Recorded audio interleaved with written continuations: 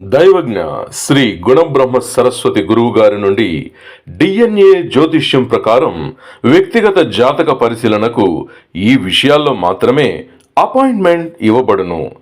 జన్మ సంధి లగ్న సమయం సరిదిద్దడానికి, కెరియర్ సంబంధ నిర్ణయంలో సరైన సలహాలు, వివాహం ఎవరితో ఏ యోగంలో చేసుకుంటే బాగుంటుంది, ఇరువురి వివాహ ప్రాప్త పొంతనాలు, అది పెళ్లి వరకు వెళుతుందా లేదా, మీ స్వంత నిర్ణయంతో వివాహమయ్యాక ఫెయిల్ అయి ఉంటే విడాకుల్లో నిర్ణయాలు మరియు రెండవ వివాహ ప్రాప్తం ఉందా, విదేశీయాన యోగం వెళ్ళవచ్చా, వెళితే మంచిదా, డిఎన్ఏ పరంగా పేరు మరియు ఇంటి వాస్తు సరిచేయడం, గురువుగారిని అడగకూడనివి ఏవంటే నిర్ణయాలు మునిపే మీరు తీసేసుకుని అవి ఎలాగుంటాయి, ఎప్పుడు జరుగుతుంది, భవిష్యత్తు ఎలా ఉంటుంది, ఫలానా విషయం జరగాలంటే పరిహారాలు ఏమిటి, ఇలాంటివి అడగాలనుకునే వారికి అపాయింట్మెంట్ తిరస్కరించబడును.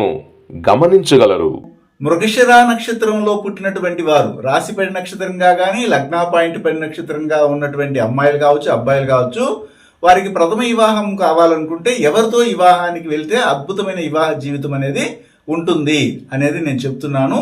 అందులో ఒకటేమిటంటే భరణి, మక, ఉత్తరాభాద్ర, భరణి, మక, ఉత్తరాభాద్ర మరియు కృత్తిక, పుబ్బ, మూల, రేవతి ఈ నక్షత్రాల వారితో వివాహానికి వెళ్ళొచ్చు. అప్పుడు వారి జాతకంలో చూసినప్పుడు రాశిపడి నక్షత్రం కానీ, లగ్నాపాయింట్ పడి నక్షత్రం కానీ, లగ్నాధిపతి పడి నక్షత్రం కానీ 7 నక్షత్రాలలో 1 కానీ 2 కానీ 3 కానీ ఉంటే అద్భుతమైన వివాహ జీవితం ఉంటుంది.